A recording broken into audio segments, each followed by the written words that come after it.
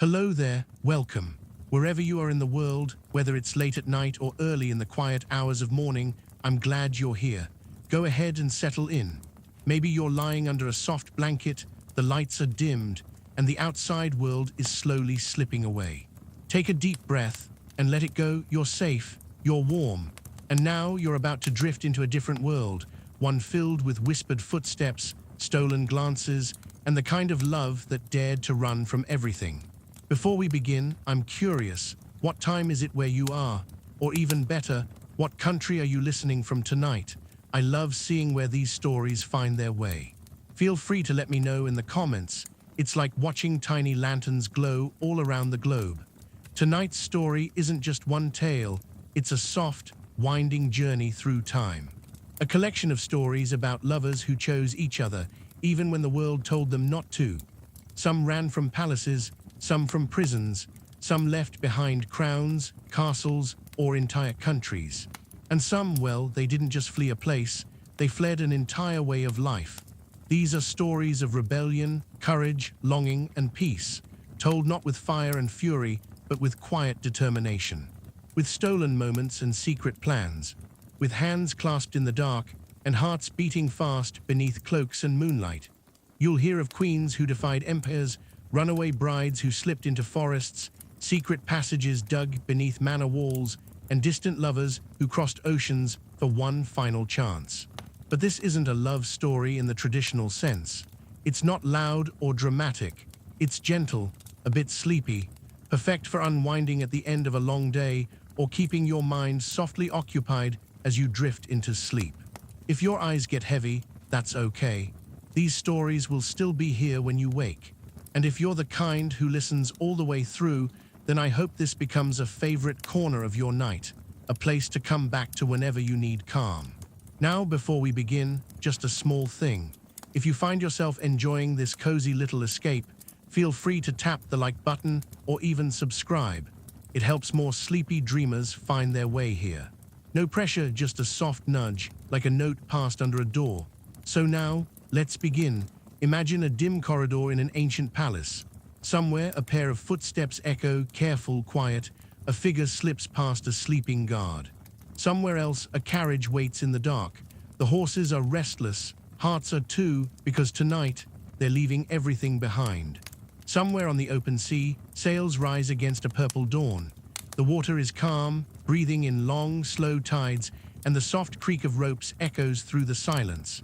A fleet drifts south, away from war, away from the smoke curling over a distant coast.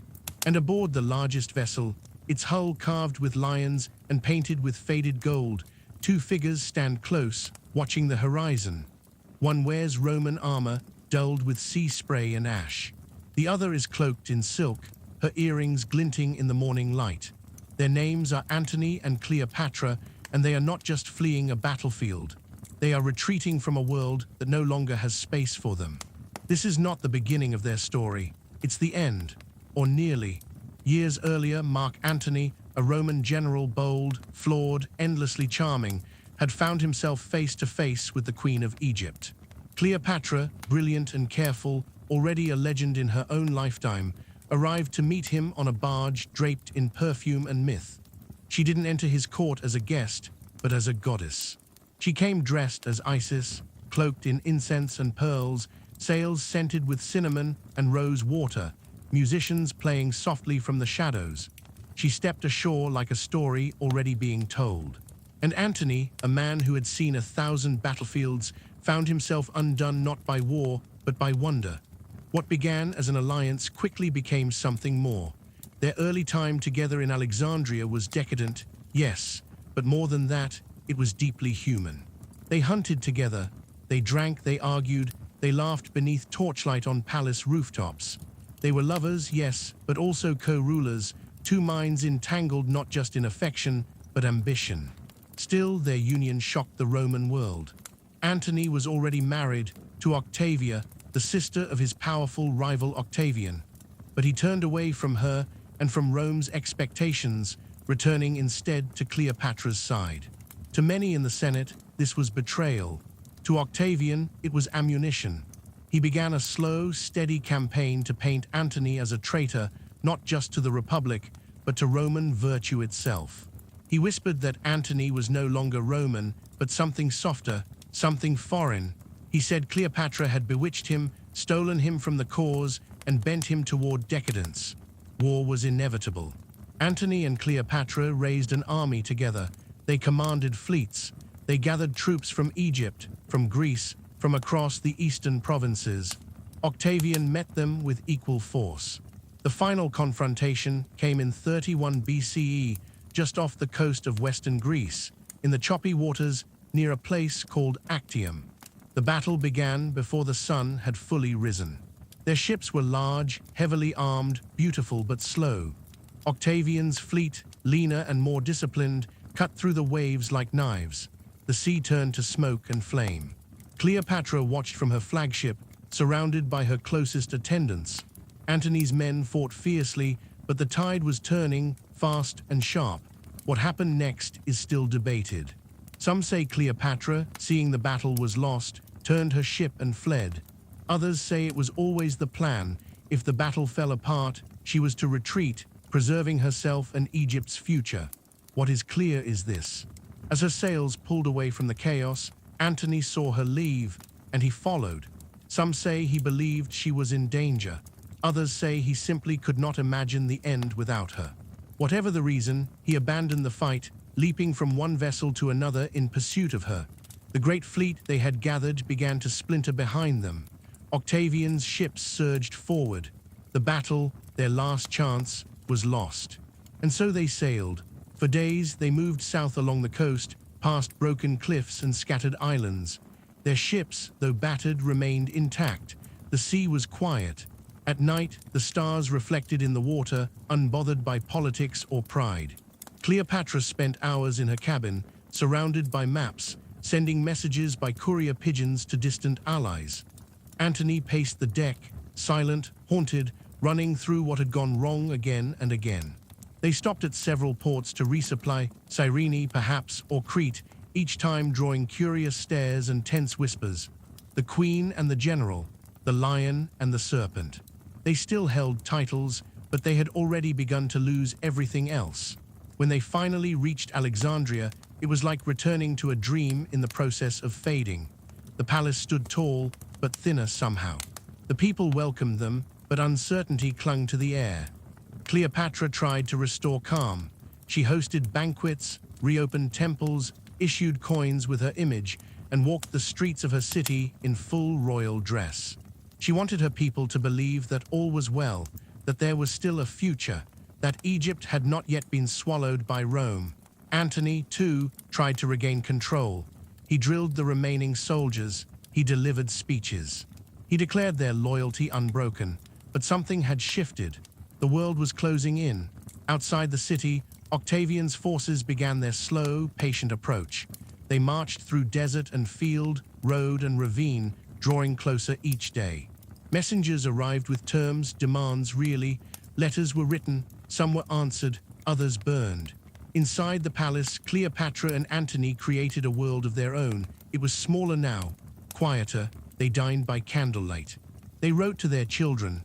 They whispered plans, drew escape routes, studied maps, calculated what could still be saved. Cleopatra's barge was prepared for flight once more. Her attendants packed silver mirrors and sacred oils. Some say she made arrangements to hide in the southern tombs if all else failed.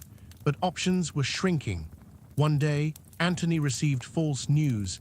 Cleopatra had taken her own life. The details are unclear. Perhaps it was a rumor or a staged deception. But when he heard it, something in him broke. He withdrew to his private quarters and, with the help of a single servant, fell on his own sword. The wound was deep, but not fatal. Bleeding and fading, he was carried to Cleopatra's side, not in ceremony, but in secret, through narrow corridors and hidden doors beneath the palace. She had not died after all. And when they saw each other one final time, she is said to have wept over him. He died in her arms. Cleopatra knew what would come next. Octavian arrived days later, entering the city without resistance. He demanded her surrender. He promised her life, but not freedom. She would be paraded through the streets of Rome in golden chains, her children taken, her throne dissolved. She would become a trophy, a spectacle, a warning, so she made her final decision.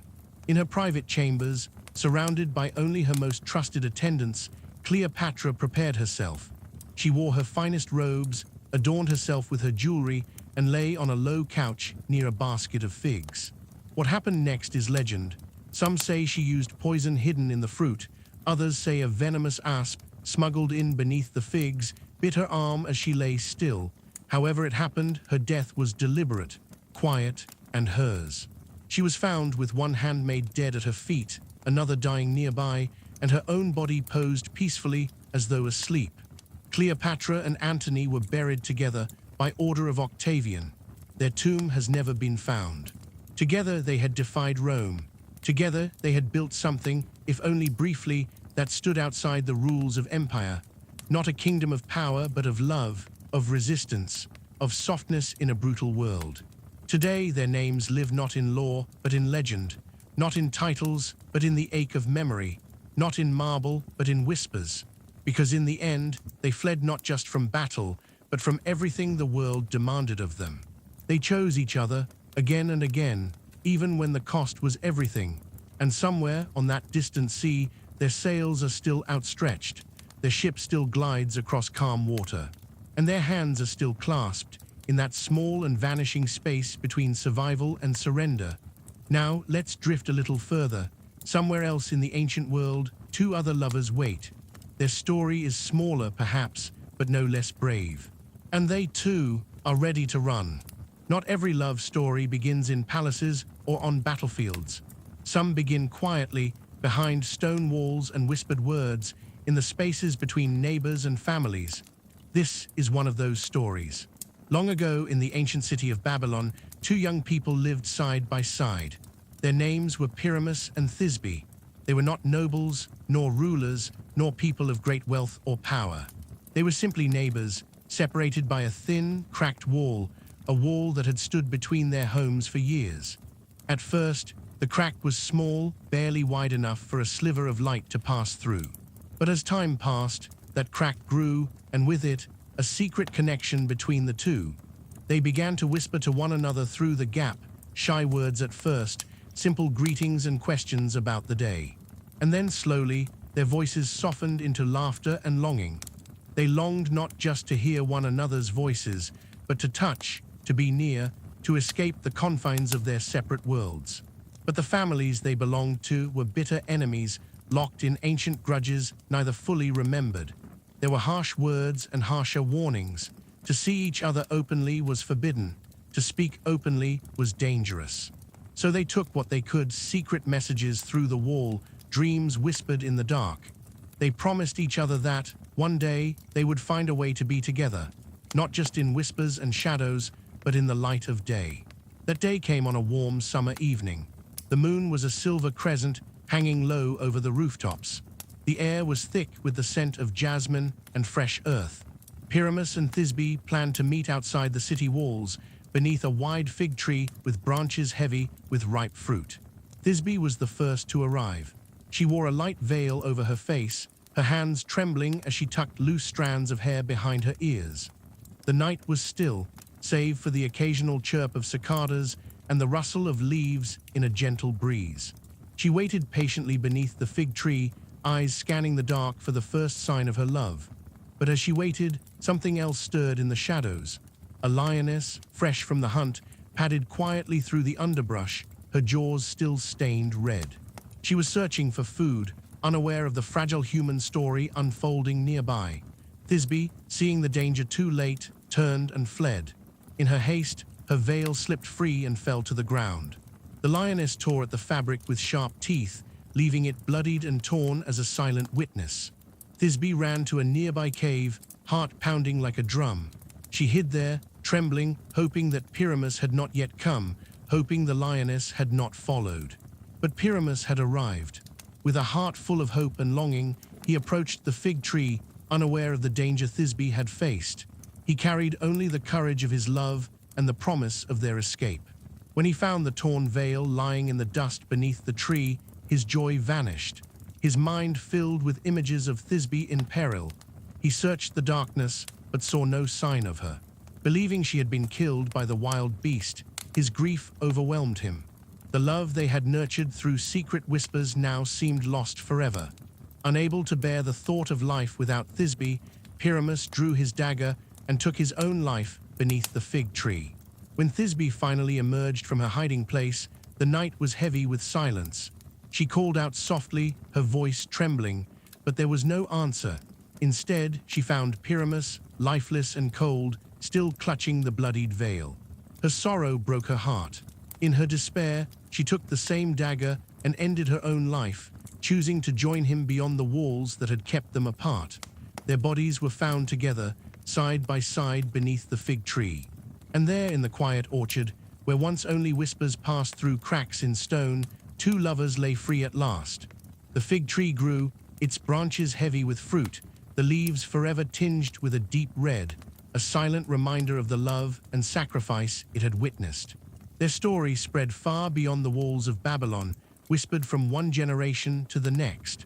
Poets and storytellers took up their tale, weaving it into legends that crossed lands and languages. It was the story of love defying impossible odds, of young hearts daring to escape the rules imposed upon them, of two souls entwined, refusing to be separated by hatred or fear. The tale of Pyramus and Thisbe became a seed for many stories that followed, echoes that reached even the stages of Shakespeare, where the names Romeo and Juliet would take their place among the stars. But unlike those later tales of tragic love in bustling cities and grand castles, this story is quieter, simpler, yet no less profound. It speaks of the small moments, the stolen words through a crack in a wall, the breath caught in the night air, the gentle brush of a hand never quite touching another. It reminds us that love often begins in the spaces where the world says it cannot be, and in the end, it is love that escapes, love that runs free, even when the walls try to hold it back.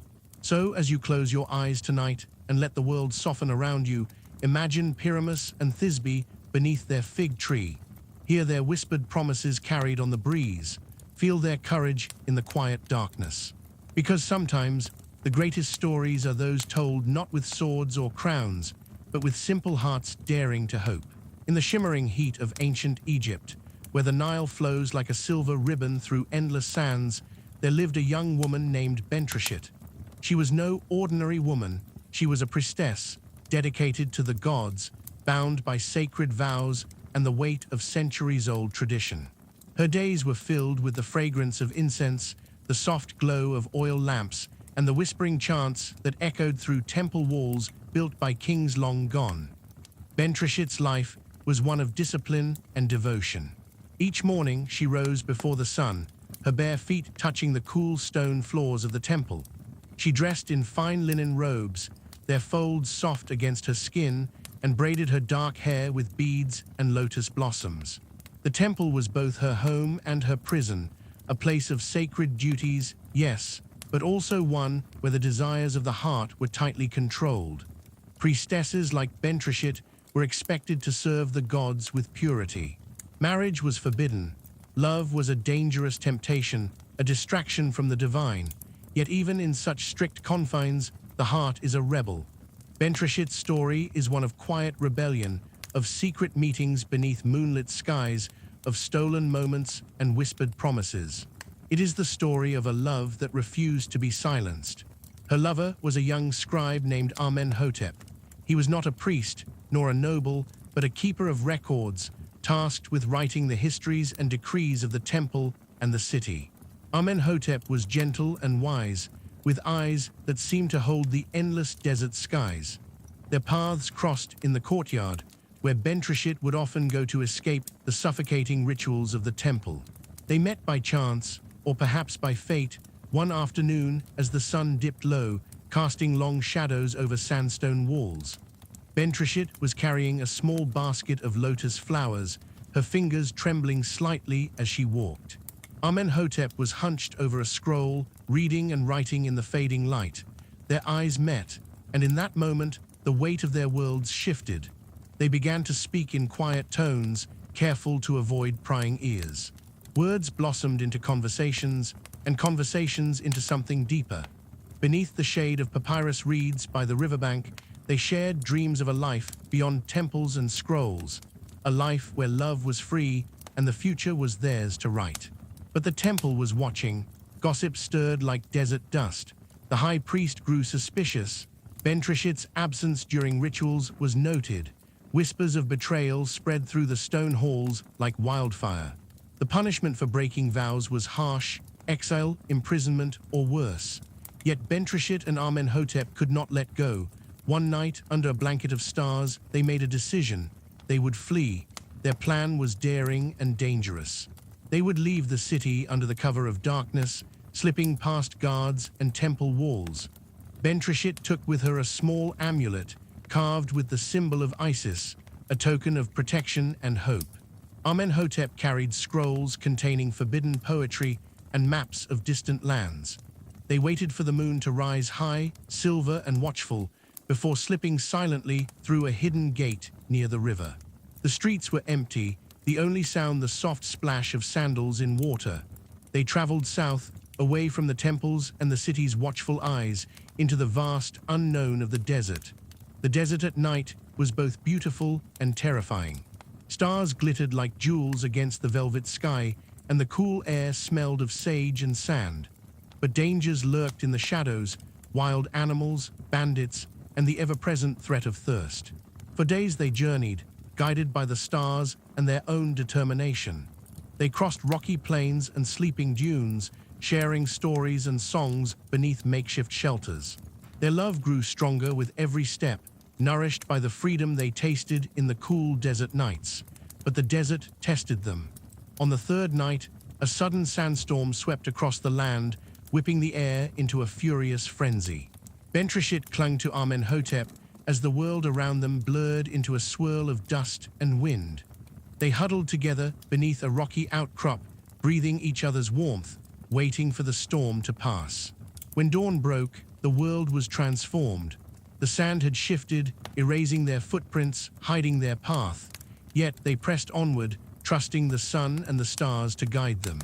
Weeks passed, and they reached the edge of a fertile valley, where palm trees swayed gently and a river meandered lazily through green fields. Here, they found a small village, humble but kind, where strangers were welcomed with open arms. Bentrishit and Amenhotep stayed for a time, helping with the harvest and sharing stories of their journey. They lived simply, but happily, free from the constraints of their former lives. Yet the past was never far behind. Word of their escape had spread, and the high priest sent men to find them. The lovers knew their time was limited. One night, under the same silver moon that had once witnessed their flight, they made another choice. They would leave again, seeking a place where no one knew their names, where love was not a crime and freedom was not a dream. Hand in hand, they disappeared into the horizon, their hearts light, their spirits unbroken. Their story, though lost to time, remains a whisper in the winds of the desert, a tale of love's quiet defiance, of two souls who fled not just a city or a temple, but the very rules that sought to bind them. And as you rest tonight, imagine Bentrishit and Amenhotep beneath the vast Egyptian sky, free at last, their love as boundless as the stars above. The ancient city of Pompeii lay nestled on the shores of the Bay of Naples, bathed in golden sunlight and the gentle scent of the Mediterranean breeze. Life here was a mosaic of colors and sounds, the chatter of bustling markets, the clatter of horse-drawn carts over cobbled streets, and the laughter of children weaving between columns and fountains. The city was a tapestry of everyday moments, of hopes and small joys, framed by the ever-watchful presence of Mount Vesuvius, its silhouette sharp against the endless sky. For two lovers living in Pompeii, the city was both their world and their refuge. They might have been young, perhaps newly married, or simply deeply entwined souls who had found each other amid the hum of daily life. Their home was likely a modest domus, stone walls plastered smooth and painted with delicate frescoes of gardens and gods, a small courtyard where vines curled toward the sun, and a fountain that sang softly with trickling water. Each morning began with the slow warmth of dawn creeping through open windows. The scent of baked bread and freshly ground herbs mingled with the cool, crisp air. They would wake beneath linen sheets, their fingers still clasped together in the quiet moments before the city fully stirred. Outside, the sun spilled its light across terracotta rooftops, while the distant murmur of the sea promised a day filled with possibility. Pompeii was alive with rhythm. At the Forum, merchants displayed colorful pottery and fragrant spices, their voices weaving through the crowd like music. Nearby, the amphitheater prepared to host gladiators and crowds eager for spectacle. The temple bells rang softly, calling worshippers to pray and offer gifts to the gods. Life, in all its richness, pulsed in every corner. For the lovers, days passed in tender simplicity. Perhaps they shared breakfasts of olives, figs, and honeyed bread, their hands brushing as they passed vessels or poured wine from terracotta jugs. Their eyes met across bustling streets, smiles lingering like secret messages. Afternoons might find them strolling beneath groves of olive and citrus trees, the dappled light playing upon sun-kissed skin and whispered words carried on the breeze. Evenings brought a softer magic. Oil lamps flickered in courtyards and narrow alleys, casting golden pools of light and long shadows. The air cooled, carrying the sweet scent of blooming jasmine and night-blooming cereus. Together, they would dine by candlelight, savoring rich stews and fresh fish caught from the nearby sea. The world beyond their embrace seemed to pause, offering a moment of peace. But beneath the beauty and the bustle, a silent threat loomed, the great mountain Vesuvius. To Pompeii's inhabitants, it was a familiar and constant presence, its majestic form looming like a silent sentinel. Most saw it as a permanent fixture, an unchanging part of their landscape. Few understood the danger it harbored, the fiery power lying dormant beneath its slopes. Every so often, the earth trembled. Small shakes, faint rumbles that whispered through the stones beneath their feet. The lovers might have felt these tremors as a distant warning, something odd but not yet alarming. They would remark on it with curiosity, perhaps even amusement. Was the mountain restless, or was it merely shifting in its sleep? As the days passed, these tremors grew more frequent. The sky, once so clear and blue, began to darken with smoke and ash. Some animals fled.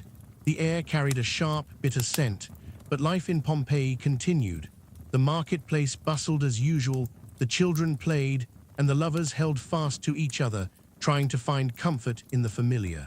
On the evening before the catastrophe, the city was alive with celebration. Festivals honored Jupiter and the other gods. Music floated through the streets, mingling with the chatter of neighbors and the soft clinking of cups. Lanterns swayed in the night air, painting the city in warm hues. The lovers prepared for a quiet night together, lighting lamps in their courtyard and sharing wine, their voices low, their touches gentle. Then, without warning, the ground shook violently. The mountain roared awake, sending a thunderous roar across the land. Ash and smoke erupted into the sky, blotting out the stars and the moon's pale glow. The lovers grasped each other tightly, hearts pounding as chaos unfolded. The city transformed in moments.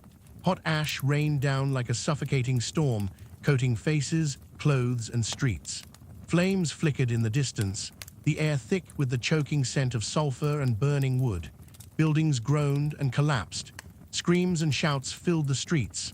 Together, they fled, weaving through narrow alleys filled with dust and terror. The world around them was unrecognizable, a nightmare made of smoke, fire, and falling stone. Yet even in the face of destruction, their hands never parted. They found refuge in a small corner, a narrow alleyway shielded by crumbling walls. There, pressed close together, they held one another as the city fell silent. Their breath mingled, ragged but steady, hearts beating a fragile rhythm amid the roar and silence. The eruption took everything: homes, markets, temples, the vibrant life of a city frozen in time. Yet centuries later, when archaeologists uncovered Pompeii's secrets beneath layers of ash, they found two figures locked in a final embrace. Their bodies had been encased in hardened volcanic ash, their love preserved for all time. Tonight, as you drift towards sleep, imagine walking the sunlit streets of Pompeii with these lovers. Feel the warmth of the Mediterranean sun on your skin, hear the distant songs and laughter carried by the breeze, and sense the quiet strength of two hearts holding fast amid the world's sudden turning. Because even when the earth trembles and darkness falls, love, the smallest, fiercest flame, can endure. In a time long ago, when towering castles pierced the sky and ancient forests held secrets whispered only to the wind, there lived a noble knight named Tristan. He was known far and wide for his bravery in battle and his steadfast loyalty. But beyond his valor, there was a gentle heart beneath his armor, a heart soon to be tested not by sword or shield, but by love and fate. Tristan's life took a decisive turn when King Mark of Cornwall, his uncle and lord, tasked him with a mission both delicate and dangerous. To travel across stormy seas and foreign lands to bring home the beautiful princess, Isolde of Ireland, promised in marriage to the king. It was a journey that promised honor, but also uncertainty, one that would change the course of Tristan's life forever. Isolde was a princess unlike any other, raised amidst the lush green hills and misty moors of Ireland. Her spirit was as wild and untamed as the land itself. When she boarded the ship bound for Cornwall, a quiet tension filled the air between her and Tristan, though neither could yet name it. The sea around them was restless, its waves crashing against the wooden hull as if warning of the storm to come. During the voyage, a magical potion intended to bind Isolde's heart to King Mark was mistakenly shared between her and Tristan. Instead of securing the princess's loyalty to the king, the potion wove an irresistible bond between the young knight and the princess, a love both fierce and forbidden, sudden as lightning and deep as the ocean. As they arrived at King Mark's castle, their fates became entwined under watchful eyes and gilded halls. Tristan, bound by honor to serve his uncle, walked the corridors as a loyal knight, while Isolde prepared for a life as queen. Yet behind the grand tapestries and polished stone, a secret blossomed. Their stolen glances and quiet smiles spoke of a love too strong to hide, even when shadowed by the weight of duty. By day, they played their roles in the court's delicate dance of power and loyalty. By night, they sought refuge in hidden gardens where moonlight painted their faces in silver, sharing whispered promises and dreams that dared to defy the world outside. The castle was alive with intrigue. Courtiers watched, rumors stirred, and jealousy simmered beneath polite conversations. Tristan and Isolde's love was a delicate flame flickering in a drafty hall, constantly threatened by discovery. Each secret meeting was a gamble, their hearts pounding with the thrill and terror of being caught. They communicated through subtle touches and the language of the eyes, each moment together precious, as if they were fragments of a dream too fragile to last. In those moments, the world outside faded, leaving only the two of them bound by love, yet divided by their duties. Despite their care, whispers reached King Mark's ears. The king's suspicion grew like a dark cloud looming over the castle. His trust in Tristan wavered, and the weight of betrayal hung heavy in the air. The court became a place of silent accusations and guarded conversations. Tristan, once the king's favored nephew and most trusted knight, found himself an exile within his own home. Forced to leave the castle, he wandered distant lands, his heart torn between loyalty to his uncle and the love that held him captive. Yet even miles away, his thoughts never strayed far from Isolde. Isolde, bound by her role as future queen, endured the same ache. Her days were filled with duty and expectation, but her nights belonged to memories of Tristan, their laughter beneath the stars, the softness of his hand in hers, the taste of stolen kisses. Letters became their lifeline, fragile threads woven across distance, carrying words of love, hope, and despair. Their bond, forged by magic and strengthened by longing, transcended the miles. In dreams, they rode together through forests and fields, escaping the prison of reality, even if only for a moment. The world around them was relentless. Duty demanded sacrifice, and the kingdom required order. Their love was a secret rebellion, a fragile defiance of the harsh rules that sought to keep them apart. Yet, even as fate seemed determined to keep their paths separate, their story endured, carried in song and story, passed from one generation to the next. It became a symbol of love's power to challenge fate, to transcend time and circumstance, and to live on in the hearts of those who dare to hope. Tristan and Isolde's tale is more than just a romance. It is a testament to the complexity of human emotion, the struggle between loyalty and desire, between duty and passion. It reminds us that love is not always simple or easy, but it is always profound. Their story is woven with moments of joy and pain, of courage and heartbreak, a tapestry as rich and vibrant as the lands they called home. As you close your eyes tonight, imagine the two lovers riding side by side beneath a canopy of ancient trees, their hearts beating in time with the rhythm of hooves on soft earth. Picture the moonlight casting silver patterns across their faces, hear the whisper of leaves in the night breeze, and feel the timeless pulse of a love that defied the world. In their story, there is a quiet magic, a reminder that love, in all its forms, is the most enduring tale of all. In the heart of medieval Paris, beneath soaring cathedral spires and amidst the narrow, winding streets, a world of learning and faith pulsed quietly in the shadows. The year was the early 1100s, and the city was alive with scholars, monks, merchants, and nobles, all moving like threads woven through the fabric of a city on the cusp of great change.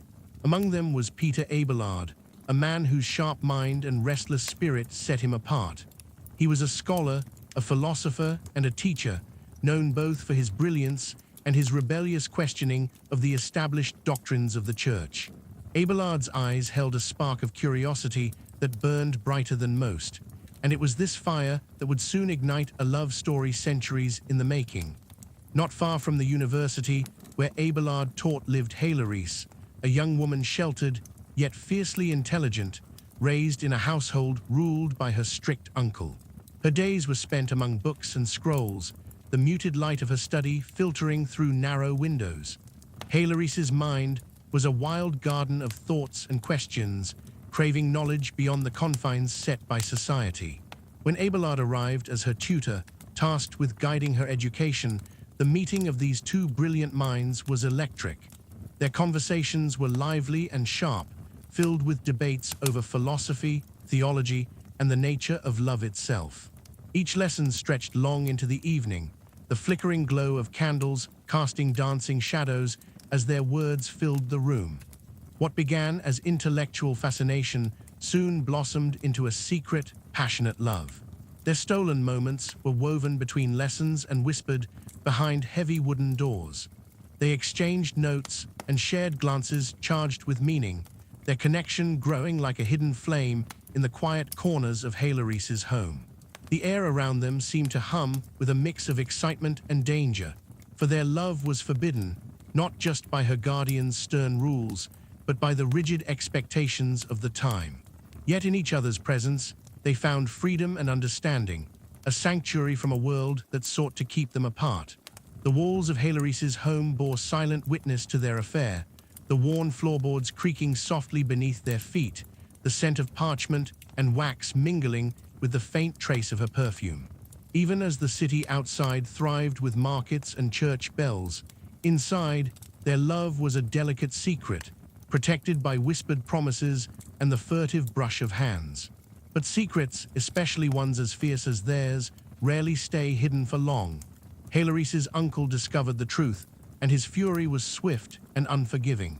In a desperate attempt to shield her from scandal and secure their futures, Abelard and Héloïse were married in secret, their vows spoken softly beneath the heavy weight of uncertainty. The repercussions were immediate and brutal. Abelard's enemies, jealous of his fame and outraged by his scandal, orchestrated a violent attack that left him castrated, a punishment meant to destroy not only his body, but his spirit. This cruel act tore their lives apart, yet it could not sever the bond between them. Abelard withdrew into monastic life, seeking solace within the quiet stone walls of a monastery, while Héloïse, torn between heartbreak and duty, entered a convent. Their physical separation was harsh, but their love found new form in letters. Letters filled with poetry, philosophy, and raw emotion that captured the depths of their devotion and despair.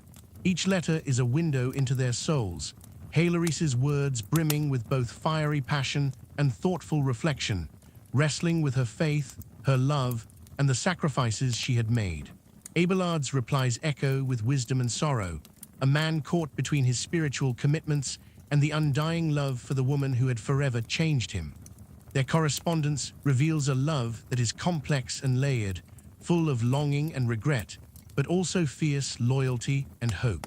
Through these exchanges, they kept alive a connection that defied time and circumstance, a testament to the enduring power of love. Beyond the personal tragedy, their story unfolds against the backdrop of a changing Europe, where the rise of universities and new ideas began to challenge old traditions. Abelard's teachings questioned the established order, while Hilary's intellect and independence defied the limited roles available to women. Together, they embodied the tension between tradition and change, between the sacred and the human, their love a mirror of the struggles of their time. Walking through the streets of Paris or sitting in the shadow of Notre Dame, one can almost hear the echoes of their debates and dreams carried on the wind. Their love story is not a simple tale of romance, but a profound meditation on the cost of passion and the strength of commitment. It explores how love can inspire greatness and invite suffering, how the heart can be both fragile and unbreakable. Abelard and Hilary's journey is a dance between light and shadow, faith and desire, reason and emotion, a dance that continues to resonate through the centuries. As night falls and you close your eyes, picture Abelard and Hilary's sitting beneath the flickering candlelight, separated by stone walls but united in spirit. Imagine the softness of Hilary's handwriting on the parchment, the careful folding of letters sent across the miles. Hear the quiet of the monastery cloisters and the rustling of leaves outside her convent window. Feel the ache of their longing and the fierce hope that kept their love alive. Their story whispers across time, reminding us that love is rarely simple, often painful, but always profound. It is a tale of minds and hearts intertwined, a legacy of devotion that transcends the boundaries of body and place. Tonight, as you drift into sleep, carry with you the memory of Abelard and Hilary's, a love that dared to exist against all odds and still speaks to us today. In the vibrant heart of the ancient world, where the Mediterranean sun bathed sprawling cities and shimmering rivers, lived two of history's most legendary lovers, Mark Antony, a Roman general of unmatched ambition, and Cleopatra, the enigmatic queen of Egypt. Their story is one of passion and power, where love and politics intertwined in a dazzling, dangerous dance.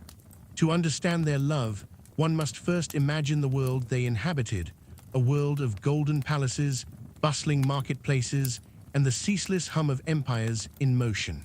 Cleopatra ruled Egypt with a fierce intelligence and captivating charm, a woman whose presence commanded attention like the shimmering Nile under the sun. She was a queen who understood both the art of seduction and the harsh realities of power. When she first met Mark Antony, the Roman triumvir who controlled the eastern provinces, it was a meeting of two forces destined to collide. Antony, renowned for his military prowess and bold spirit, was drawn not just to Cleopatra's beauty, but to her brilliant mind and commanding will. Their first encounter was nothing short of theatrical, Cleopatra arriving on a magnificent barge, sails adorned with purple and gold, her entourage shimmering in the sunlight like a scene from myth.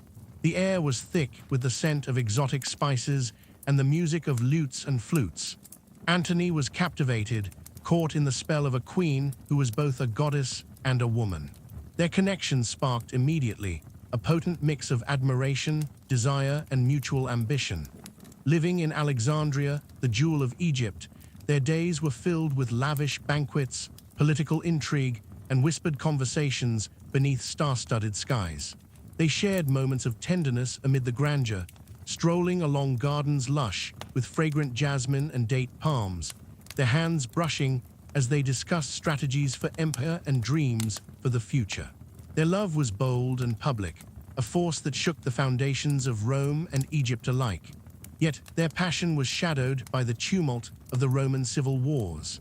Antony's loyalty to Rome was tested by his devotion to Cleopatra, and the delicate balance of power teetered precariously between love and duty.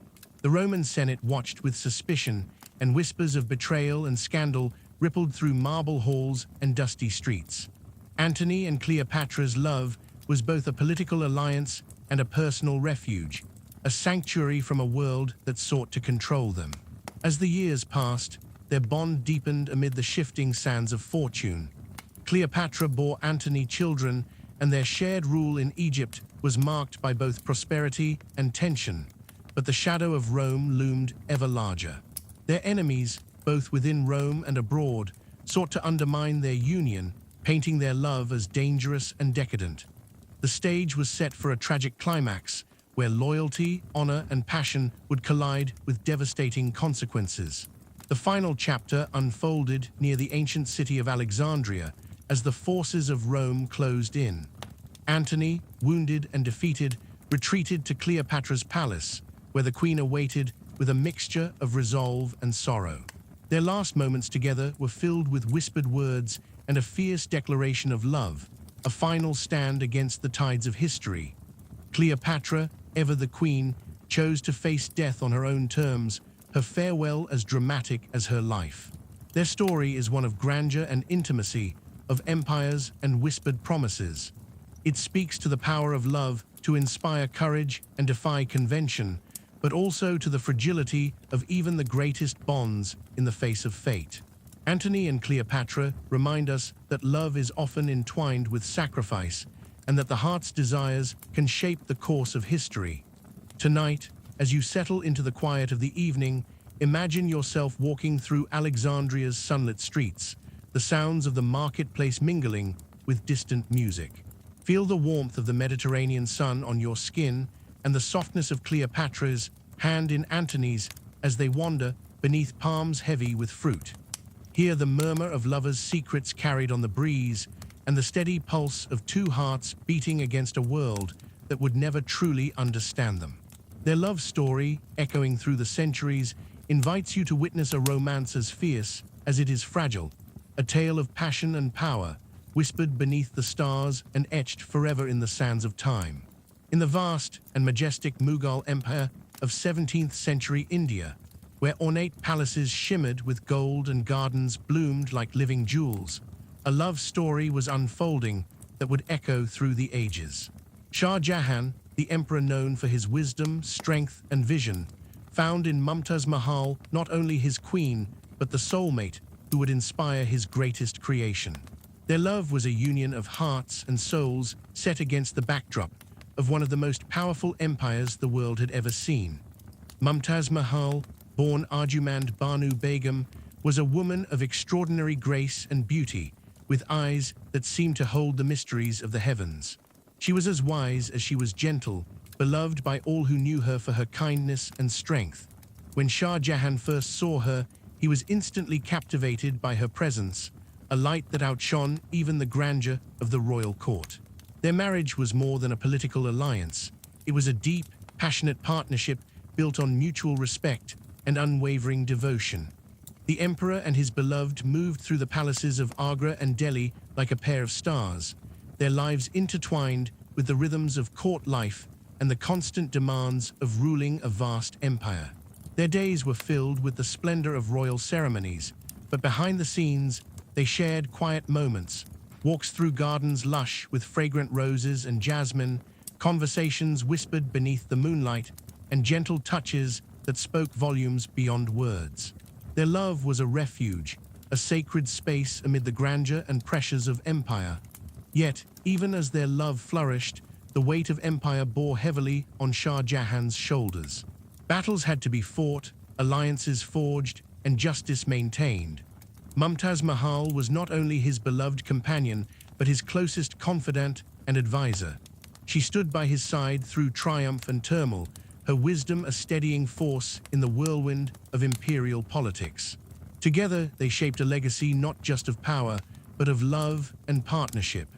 Their bond was tested when Mumtaz Mahal became pregnant with their 14th child, a testament to the strength of their connection and the fullness of their life together. But tragedy struck during childbirth. Mumtaz Mahal's life was claimed by the very act that should have brought new life into the world. Shah Jahan was devastated. His grief was a deep, consuming fire that changed the course of his reign and his heart.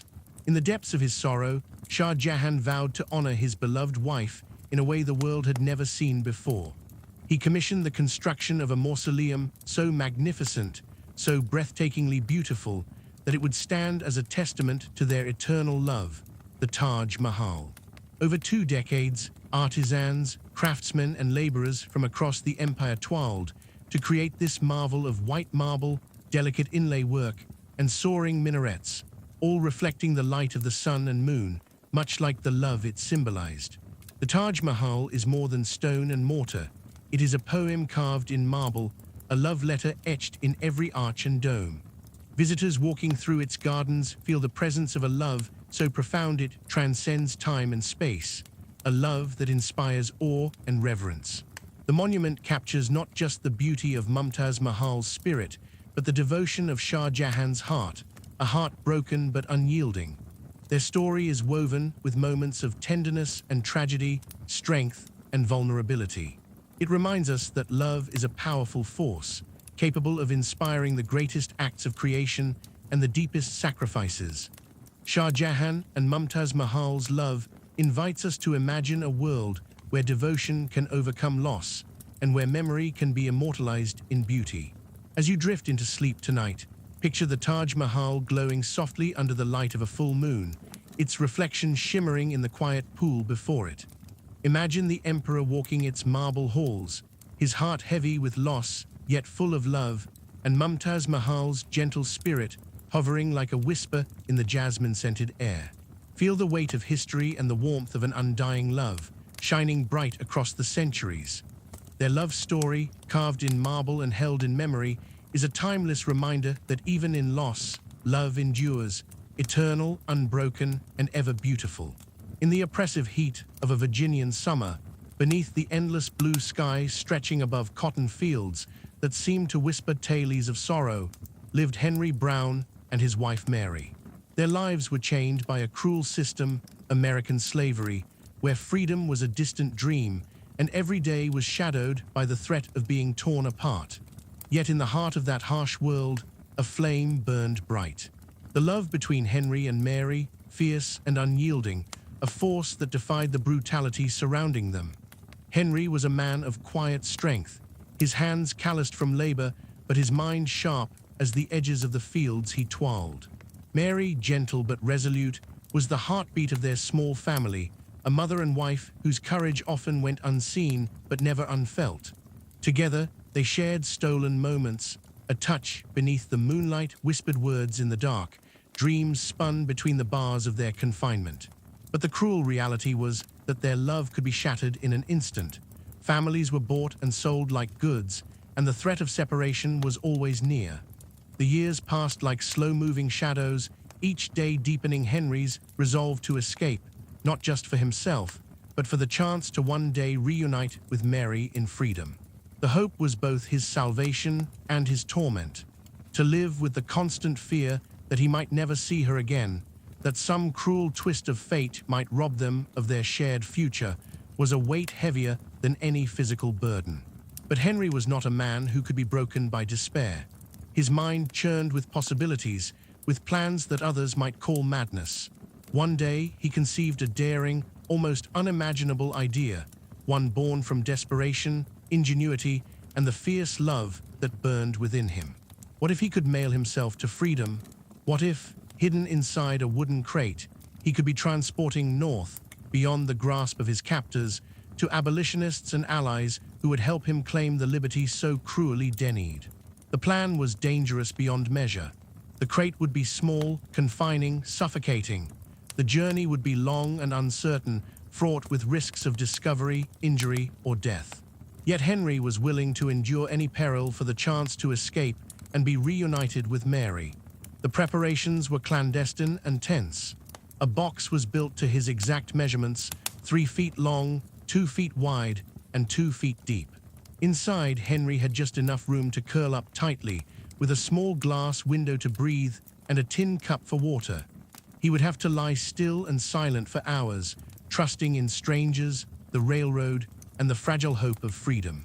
The moment of departure was filled with quiet desperation. Friends and abolitionists helped him into the crate, their faces a mix of hope and anxiety. Outside, Mary waited, her heart pounding, the sound of the carriage wheels fading into a dreadful silence. The journey began.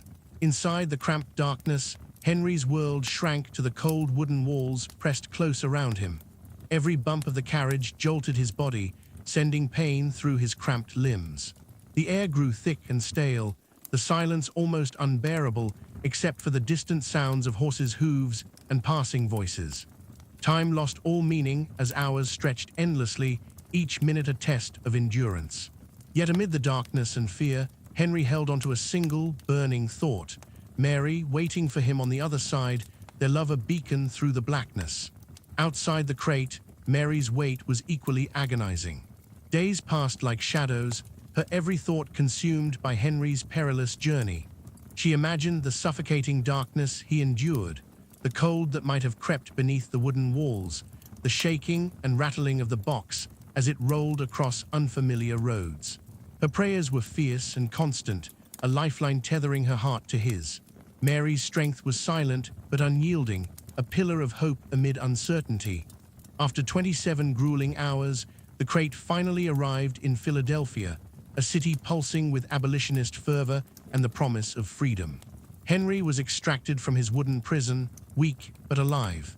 His first breath of open air was a gasp of liberation and disbelief, a moment heavy with the weight of everything he had endured and the future he now grasped.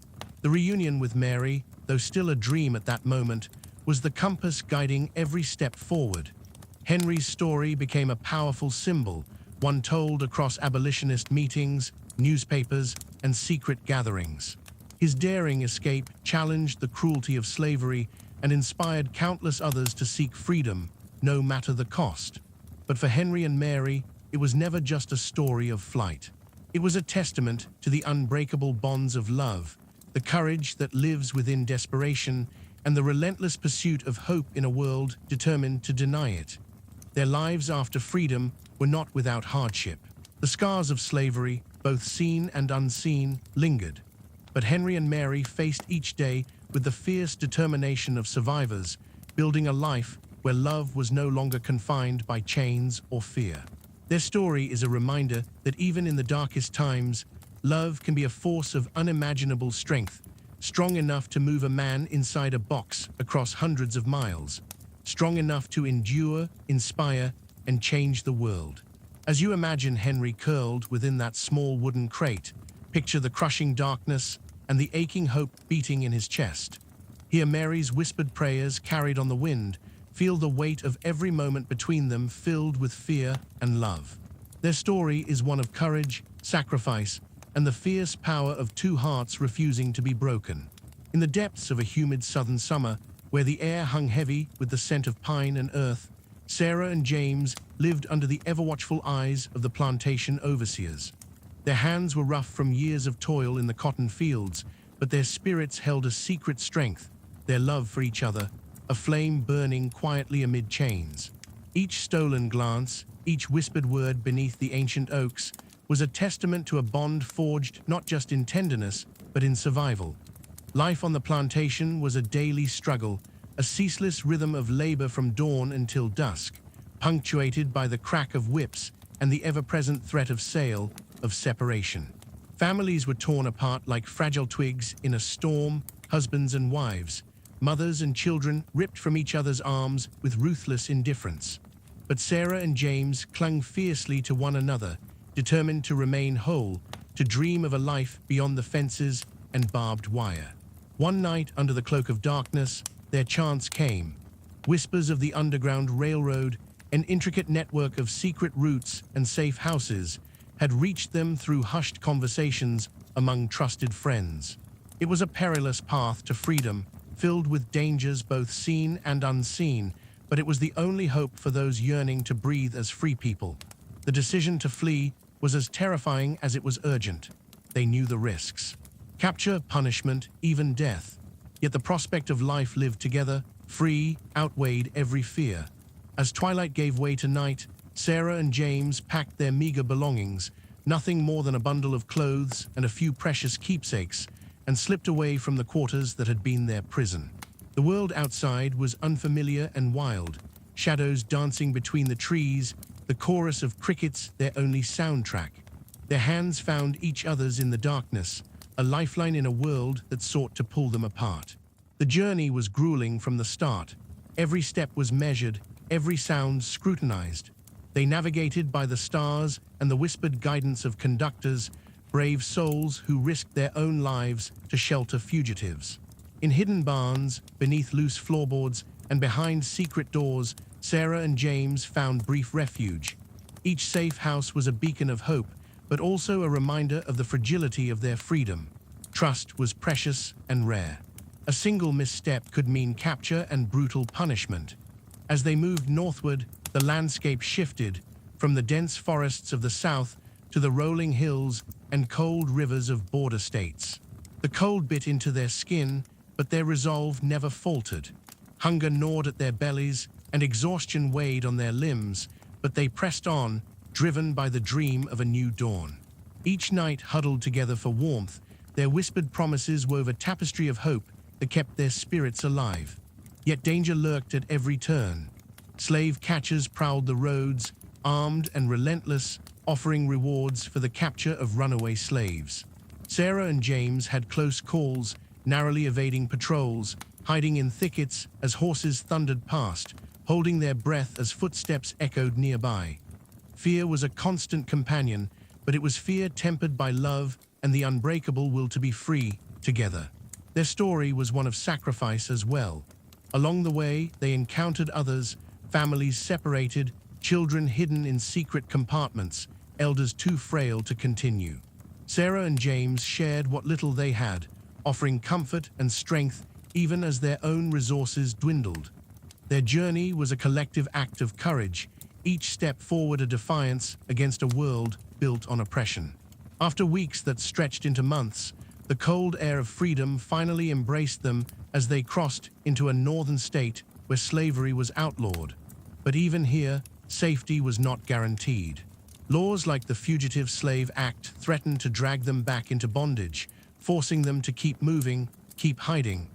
Their arrival was a new beginning, but also the start of another battle, a fight for identity, dignity, and the right to live openly as free people.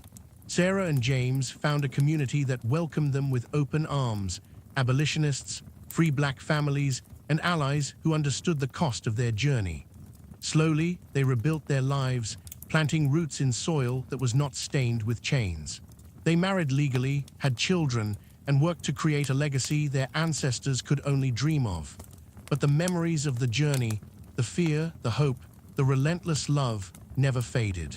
They carried those stories like sacred fire, passing them down through generations. Their tale is a powerful reminder that love and courage can light the darkest paths. It's a story of ordinary people doing extraordinary things, of two hearts intertwined against impossible odds, pushing forward through shadow and storm.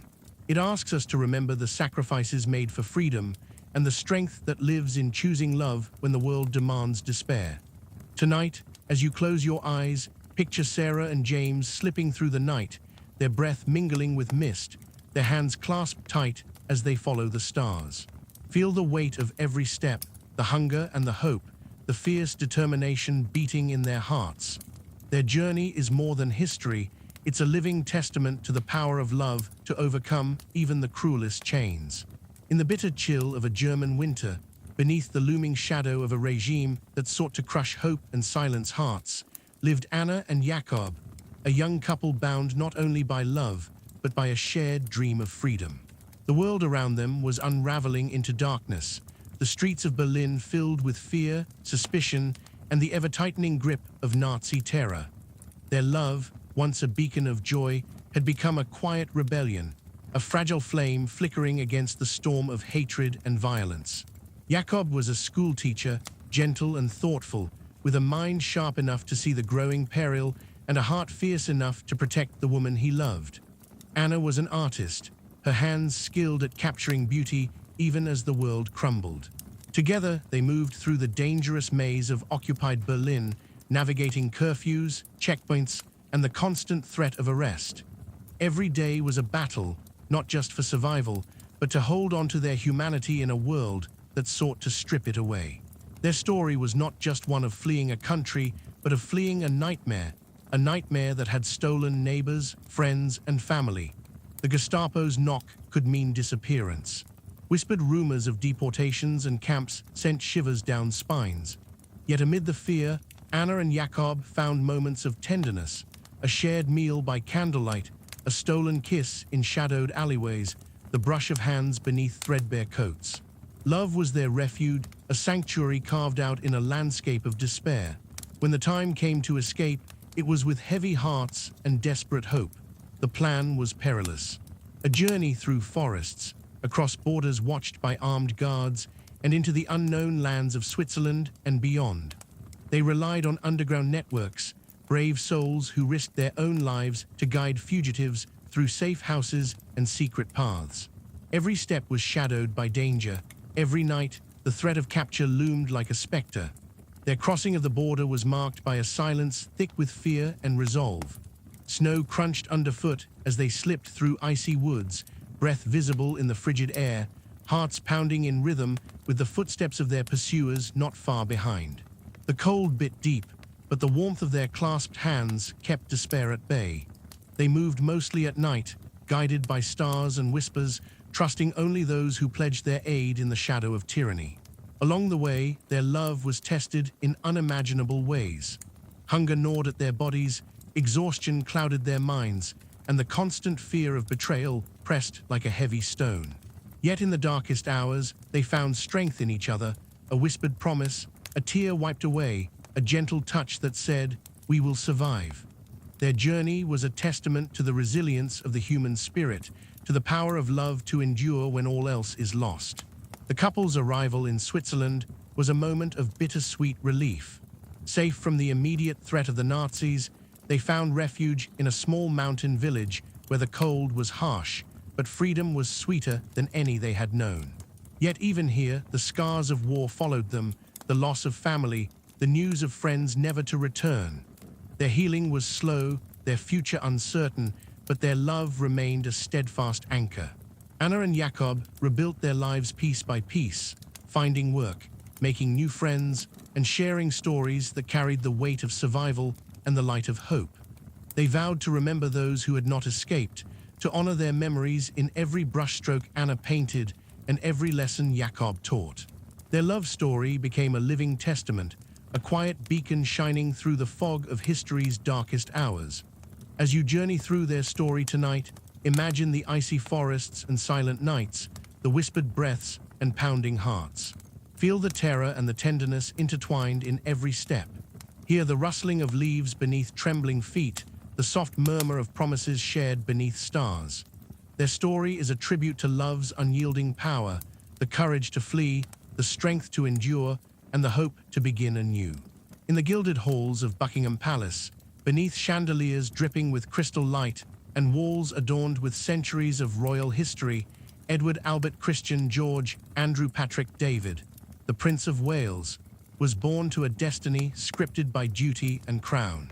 From a young age, Edward was the embodiment of charisma and charm, a man whose smile could brighten the darkest room and whose restless spirit yearned for freedom beyond the rigid protocols of monarchy. Yet little did he know that the greatest challenge of his life would not be a political crisis or war, but the fierce, forbidden love he would find in a woman who would change his world forever. Wallis Warfield was born into a world of privilege, but also scandal, a twice-divorced American socialite with a sharp wit and a magnetic allure. Their worlds were separated by oceans, class, and convention, yet fate conspired to bring them together. When Edward met Wallis in the early 1930s, their connection was immediate and electric. It was a collision of two restless souls who saw in each other a kindred spirit, a partner who could understand the price of freedom and the cost of desire. Their courtship was anything but ordinary. Wallis was an outsider, a woman whose past was scrutinized and condemned by the stiffest circles of British high society. Rumors swirled, and the press fed a growing scandal that threatened to engulf the monarchy itself. Yet Edward's devotion was unwavering. To the world, he was the heir apparent, the future king destined to rule an empire, yet to Wallis, He was simply the man who made her laugh, who saw beyond the gossip and the titles to the woman beneath. As their relationship deepened, so did the tension between love and duty. The Church of England, the British government, and the royal family all stood firmly against their union, citing Wallis's divorces and foreign birth as obstacles that could not be overcome by the king. Edward was faced with a heart-wrenching choice: renounce Wallis or renounce the throne. The weight of centuries of tradition bore down on him, but his heart would not be swayed. In December 1936, Edward made a decision that stunned the world. In a radio broadcast that would echo through history, he abdicated the throne, declaring his love for Wallis and his unwillingness to live without her. I have found it impossible to carry the heavy burden of responsibility and to discharge my duties as king as I would wish to do without the help and support of the woman I love, he said. It was a moment of profound sacrifice, a king stepping down for love, rewriting the very definition of loyalty and courage. Their exile began in France, far from the pomp and ceremony of the British court. They lived a life of quiet elegance and scandal, hosting lavish parties and becoming fixtures in European society, yet always under the shadow of their past. Edward, now the Duke of Windsor, and Wallis, the Duchess, faced criticism, suspicion, and isolation, but their bond remained unbreakable. They had chosen each other against the tide of history, their love a beacon in exile. Despite the glamour, their life was tinged with loneliness and regret. They had given up power, privilege, and a kingdom for a love that many could not understand. Yet for Edward and Wallis, it was a freedom worth every sacrifice, a chance to live authentically, unbound by the chains of expectation. Their story is a testament to the power of love to reshape destiny, to challenge the greatest institutions, and to carve a new path even in the face of overwhelming opposition. As you immerse yourself in their world, picture the opulent ballrooms and quiet Parisian apartments, the whispered conversations and stormy debates, the moments of laughter and the long nights of doubt. Feel the tension between duty and desire, the clash of tradition and passion. Their story is not just one of romance, but of revolution, a royal love that dared to defy an empire. Beneath the serene roofs of ancient palaces, amidst gardens where cherry blossoms fall like delicate pink snow, lives a world apart, a world where tradition and duty are woven into the very fabric of existence. The Japanese imperial family, steeped in millennia of history, is a symbol of continuity, sacred rituals, and the unbroken chain of an empire that stretches back to time immemorial. Yet beneath this serene surface lie stories of profound personal sacrifice, where love has demanded a price few can imagine: the relinquishing of royal status to marry for the heart's desire. For centuries, Japan's princesses have faced a quiet but inexorable choice: to marry within the nobility or imperial family, preserving the sanctity of bloodlines and tradition, or to marry a commoner, and in doing so, to leave behind everything they have known. Unlike many royal families in the world, Japanese princesses who choose to marry outside aristocracy must renounce their imperial status. This law, rooted deeply in Japan's post-war constitution and cultural values, means giving up not only titles but privileges, residences, and often the protective embrace of their unique royal world. Imagine the life of Princess Mako, the first in recent history to face this daunting crossroads. Born into a life of ceremony and expectation, Mako was raised in palatial halls where each movement was choreographed by centuries-old customs. Her days were filled with education, ritual, and the quiet surveillance of public duty. Yet beneath the carefully crafted smiles and composed appearances, Mako nurtured a love, an ordinary, tender love, with a man outside the imperial family, Kei Kimuro. Their relationship, formed in university halls far removed from the imperial court, blossomed in the shadows of media scrutiny and public debate. The announcement of their engagement in 2017 sent ripples across Japan and the world. For many, it was a hopeful tale of love transcending rigid class structures, a young princess daring to follow her heart. But the road ahead was steep and fraught with challenges. but public opinion was divided. Some viewed the relationship with warmth and support, others with suspicion and disapproval. The princess faced immense pressure from all sides: media frenzy, political considerations, and the weight of tradition itself. Marco's choice meant more than just marriage. It was a step into an uncertain future. By marrying Kay, she agreed to relinquish her royal title and the life she had known since birth. The luxurious world of the imperial palace, once filled with lacquered furniture, sacred rituals, and private gardens, would become a memory. She would become a private citizen, no longer a symbol of the nation, but a woman in love, navigating the complexities of ordinary life. The sacrifice of status was deeply personal. For Marco and other princesses before her, it was a bittersweet freedom, free from the constraints of royal duty, but also cut adrift from a lifelong identity. Imagine the emotional gravity of that transition, saying goodbye to family members, leaving behind childhood haunts, and stepping into a world where privacy is scarce and every decision is scrutinized. Yet in this relinquishment, there is also a profound assertion of agency, the choice to live authentically, to love without reservation, and to craft a life defined not by birth, but by heart. Historically, similar stories have echoed through Japan's imperial halls. Princess Yako, Marco's aunt, made the same choice decades earlier, marrying a commoner and stepping down from imperial status. Her transition was quieter, but no less poignant, a life reshaped by love, marked by new roles and identities outside the gilded cage of royalty. These stories highlight the enduring tension between tradition and modernity, between duty to the nation and devotion to the self. The legal and cultural framework supporting this practice is rooted in Japan's post-World War II constitution, which sought to modernize the imperial institution and align it with democratic principles. Yet this modernization came with costs, particularly for the women of the imperial family, whose lives are bound by strict codes that men do not share. The law reflects broader societal values about family, lineage, and gender roles, placing princesses at a unique crossroads where love and law collide. As you imagine these princesses standing at the threshold of two worlds, one ancient and revered, the other ordinary and unpredictable, feel the weight of their choices. Hear the whispered prayers beneath the shoji screens, the quiet resolve behind composed expressions, and the trembling hope for a future where love conquers protocol. Their stories remind us that even amidst grandeur and ceremony, the human heart seeks connection, freedom, and the right to choose its own path. Tonight, picture a cherry blossom petal drifting gently from a palace tree, carried by the wind into a world beyond.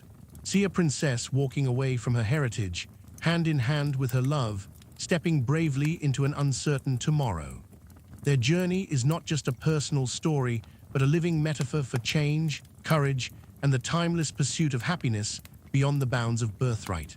In the vast, endless expanse of the Russian Empire, where the golden domes of cathedrals pierced the sky and the icy breath of winter swept across endless steppes, lived a world sharply divided by class and tradition. The aristocracy inhabited grand estates, draped in velvet and candlelight, their lives a choreography of etiquette and privilege. Meanwhile, peasants toiled in the fields, hands raw from labor, hearts bound by the harsh rhythms of poverty and survival. Between these worlds lay an unbridgeable gulf, one rarely crossed except by the bravest of hearts. Yet, history whispers stories that defied those rigid barriers, tales of nobles who fell in love with peasants, of secret meetings beneath moonlit skies and bold escapes from gilded cages. These were stories not just of romance, but of rebellion, a refusal to be confined by the unyielding chains of class, of two souls daring to forge a life together against all odds. Imagine Prince Dmitry Alexandrovich, heir to a vast estate near the Volga River, a man raised in grandeur but restless beneath the weight of expectation. He was known for his intellect and passion, but also for a deep empathy rarely found among his peers. At a village festival, Dmitry's eyes met those of Anya, a young peasant woman whose laughter rang clear above the music. Her life was one of hardship, days spent tending livestock, nights by the glow of a hearth, but her spirit was fierce and untamed. Their connection was immediate yet impossible. In a world where marriages were contracts to secure wealth and alliances, their bond was a secret flame, nurtured in stolen moments and whispered promises. Dmitri visited the village in disguise, risking scandal and ruin to be near Anya. Each meeting was a gamble. If discovered, the consequences would be severe: exile, disinheritance, even violence. As their love deepened, the gulf between their worlds became ever more apparent. Dmitri's family viewed peasants as beneath notice, and the thought of their heir consorting with one was unthinkable. Yet, Dmitri's heart would not be swayed. The call of love was stronger than the pull of privilege. Anya, too, faced impossible choices. Would she abandon her family, her home, for a man whose world was so alien? And if they dared to be together, how would they survive the relentless gaze of society? Their decision was a moment of irrevocable change. Against all warnings, Dmitri and Anya eloped, fleeing the grand estate under the cover of night. The journey was perilous, not only physically but socially. They left behind wealth, status, and comfort, stepping into a world of uncertainty. In the villages and towns they passed through, whispers followed them, scandalous gossip of a prince fallen from grace and the peasant girl who had claimed his heart. Life after elopement was far from a fairy tale. Without the protection of Dmitri's family name, they faced poverty and prejudice. Dmitri worked with his hands for the first time, learning the rhythms of peasant life alongside Anya.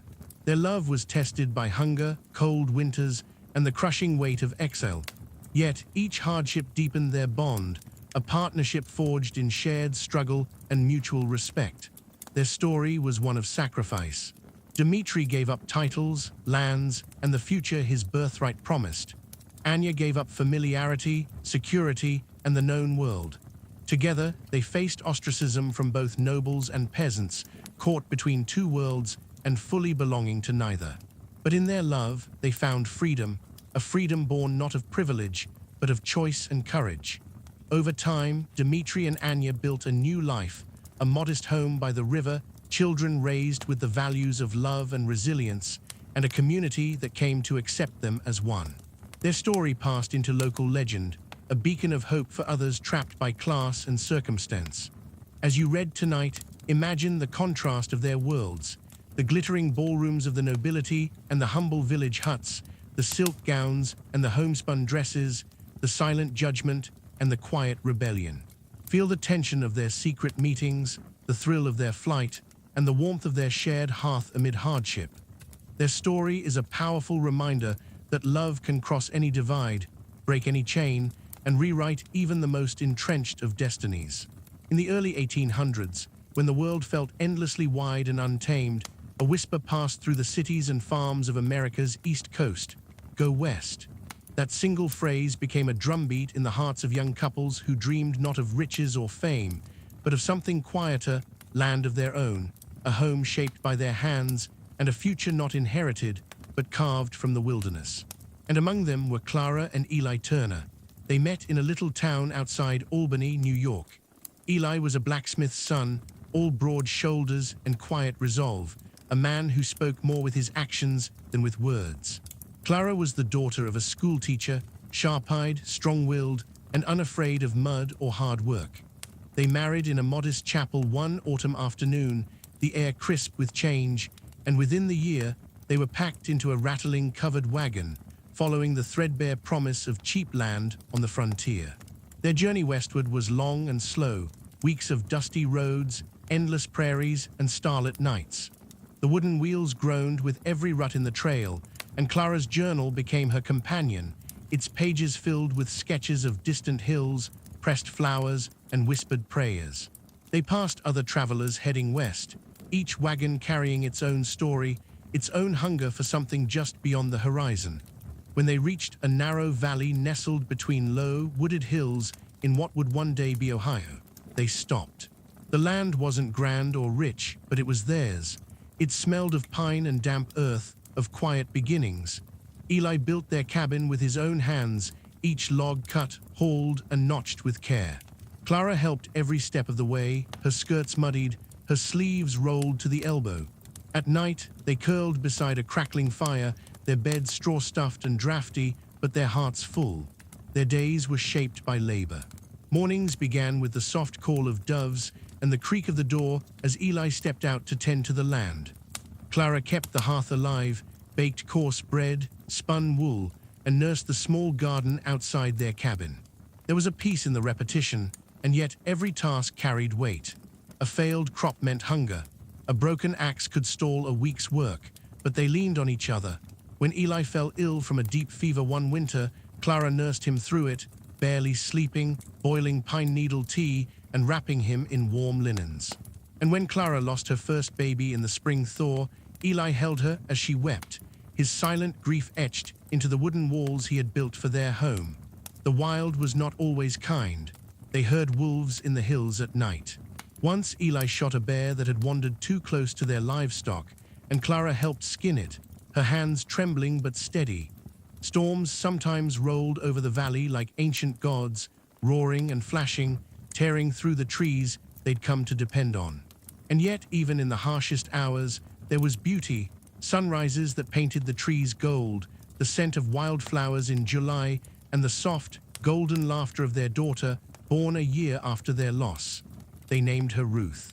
She was strong, like her mother, and curious, like her father.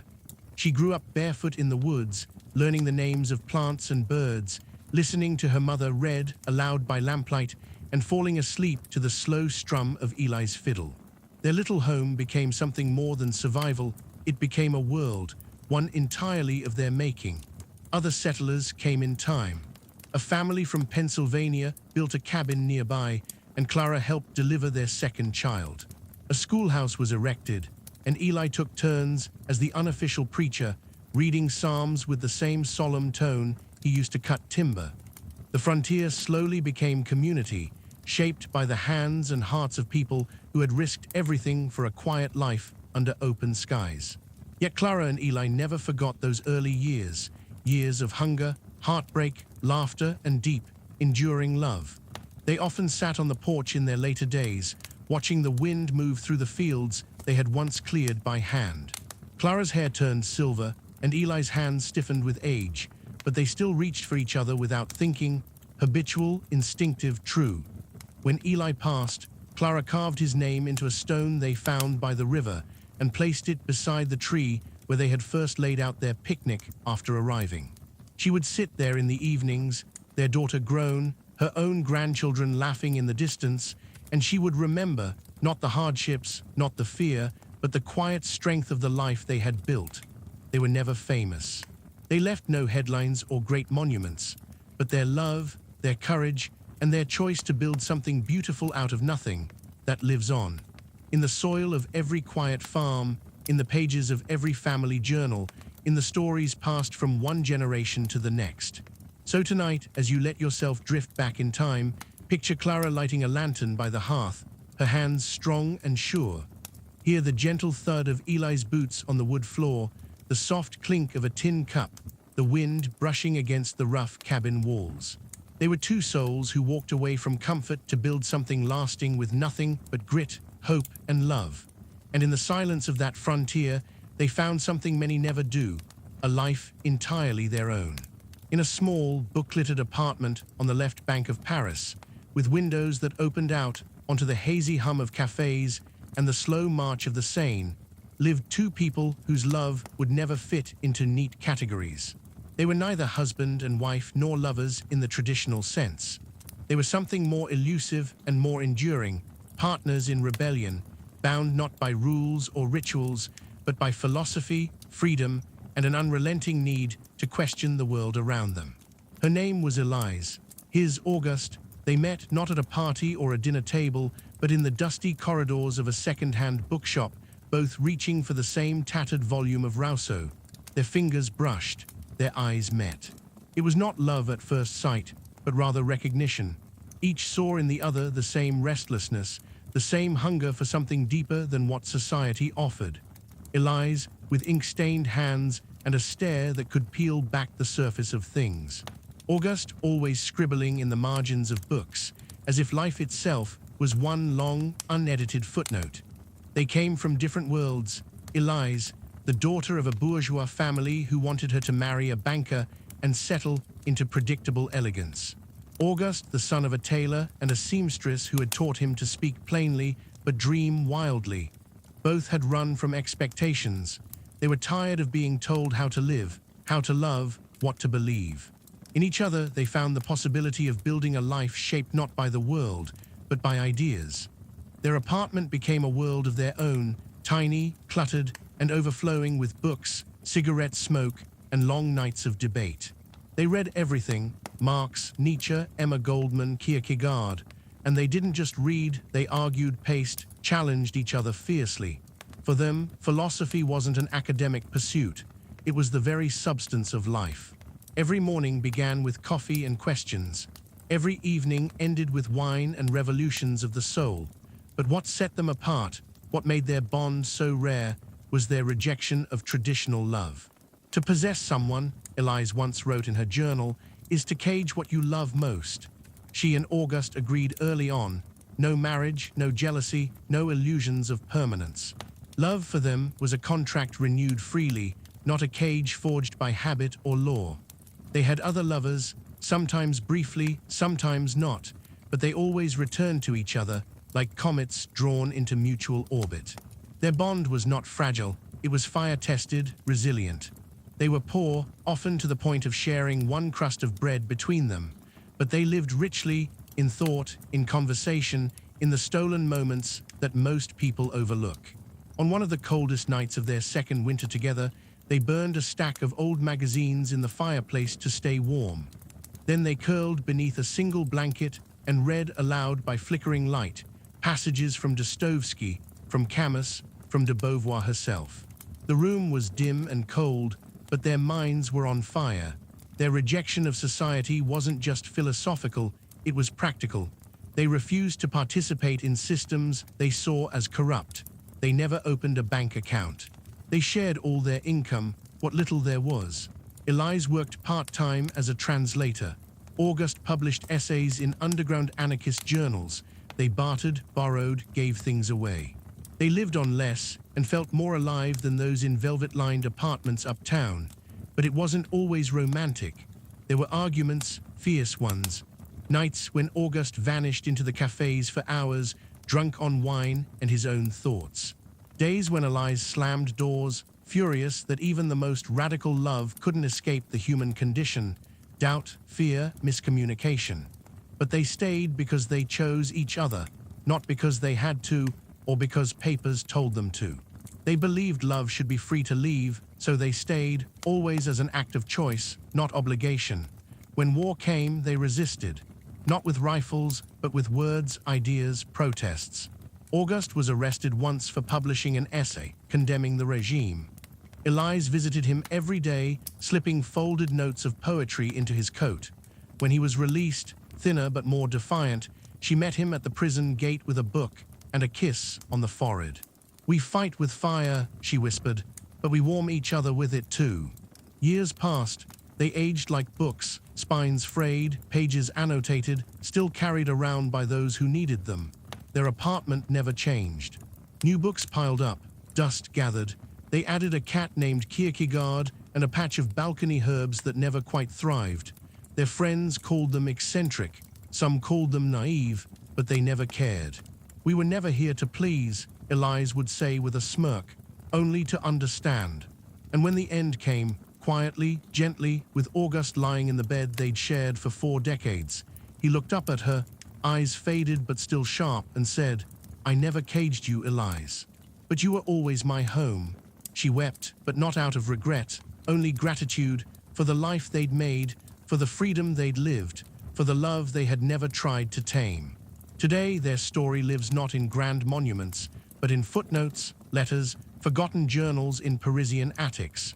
Yet for those who find it, for those who dare to question everything and still believe in love, it is a reminder that life does not have to follow the rules, that love can exist outside marriage, gender roles, and social contracts, that two people, wild and uncontained, can still build something lasting, not from bricks or vows, but from shared truth. So tonight, as the world grows quiet, Picture the two of them, Elise and August, sitting on a narrow balcony in spring, reading aloud to each other, passing a bottle of red wine back and forth, challenging everything and believing deeply in a love that needed nothing more than their minds, their freedom, and the passing light of the sun. They were told the world outside was poison, that beyond the razor-wire fence and the solar-powered watchtowers, nothing existed but corruption, violence, and chaos. The only salvation, the only truth, lived within the compound walls, among the sermons, the punishments, the rituals. They called it the Fold, and for 13 years, Daniel and Miriam believed in it, until together they ran. They had grown up inside the Fold, Daniel arriving at the age of 8 with his mother, Miriam born into it, daughter of one of the original elders. Their childhoods were shaped by silence and submission. Days began with chanting at sunrise, followed by hours of labor in the fields and evening lectures piped through rusted speakers. The community was governed by the doctrine, a book so sacred no one but the High Father was allowed to touch it. Any questioning, any flicker of rebellion was met with days in the isolation house, where food was withheld and the voice of the High Father blared through the darkness, day and night. They first spoke during a shared chore, harvesting winter roots from the frozen ground, their hands raw and fingers numb. Miriam offered him a scrap of cloth, stolen from the communal laundry, to wrap his bleeding knuckles. Quiet, she whispered, when he tried to thank her. They're always listening. That one whisper became a thread. They'd brush shoulders in the line for rations, exchange glances across prayer circles, slip notes beneath each other's tools. In a place where touch was forbidden and love was declared a worldly corruption, they built something gentle, something patient, a kind of survival. Their affection grew in the smallest cracks. When Daniel was punished with 3 days in isolation, Miriam left tiny pieces of bread hidden near the root cellar where she knew he would pass. When she was assigned to a new dormitory far from him, he etched a tiny sun into the wood of the shared latrine where she might see it. But it couldn't last. The leaders preached that attachments were dangerous, worldly echoes that distract from eternal service. And soon they were noticed, a rumor, a warning, a silent visit from the enforcers one evening. They were separated completely, Miriam reassigned to labor far from the central compound, Daniel sent to field rotation near the outskirts. And yet, distance only sharpened their resolve. That's where the idea began, escape. Something neither of them had dared to imagine before. To leave was to invite death, by execution, starvation, or worse, banishment into the wastelands the Fold claimed the world had become. But the seed had been planted, and it grew. The plan took months, carefully gathered information, hidden supplies, memorized paths. Miriam collected keys while cleaning the elders' quarters. Daniel mapped the rotation of the guards near the west gate. They trained themselves to act normal, even as they burned with anticipation and dread. They agreed on a moonless night in early spring. The guards would be sleepy, the floodlights weak. One chance. That night, Miriam wore 3 layers of clothing beneath her robe. Daniel hid a hand-drawn map in his boot and strapped a rusted garden knife to his leg. They met in silence beneath the water tower, hearts pounding so loudly it was a wonder no one heard. He reached for her hand, an act that once would have brought punishment, and they ran. The forest beyond the gate was real, not poisoned, not dead, just dark and cold and alive. They ran for hours, lungs burning, until their legs gave out. The silence was terrifying. No sermons, no orders, no bells, just the sound of breathing and the distant rush of wind in trees. The days that followed were brutal. Their bodies, trained for routine but not for flight, began to break down. Blisters opened, their food supply dwindled, and the cold gnawed at them. They slept curled under roots and abandoned sheds. But every morning, when they woke and realized they were still free, they held each other and cried. Eventually, a truck driver found them, 2 pale, hollow-eyed strangers on the edge of a country road. He gave them food, then a ride, then called a local shelter. And from there, the slow process of rebuilding began. They were given clothes, a room, a place to breathe. But their minds were not easily freed. The Fold had left scars, emotional, psychological, deep ones. For months, Daniel couldn't sleep without hearing the voice of the High Father. Miriam flinched at every loud noise. They'd wake in the middle of the night, unsure where they were, and hold each other until dawn. Therapy helped, so did time and each other. They never married. Paperwork felt strange after being told for years that love didn't belong to the world. But they built a life together. Miriam learned to read and devoured books, history, science, art. Daniel worked with his hands, fixing things, slowly trusting that life didn't have to be cruel. They started volunteering to help others leaving similar groups, whispering their own stories to frighten newcomers, helping them gather the courage to escape. Years later, when asked if they were ever afraid they wouldn't make it, Daniel said something quiet and unforgettable. "We knew what the cage felt like. We just wanted to know if the world had air." And it did. Cold, hard, imperfect, but real. And when you love someone enough to run through the dark with them, even brokenness becomes a kind of beauty. If you've made it all the way to the end, thank you truly. I hope these stories brought you a little peace, a little wonder, or maybe even a dream or two. If you enjoyed your time here, don't forget to like the video and subscribe so more sleepy wanderers can find their way to this cozy corner of history. Until next time, rest well.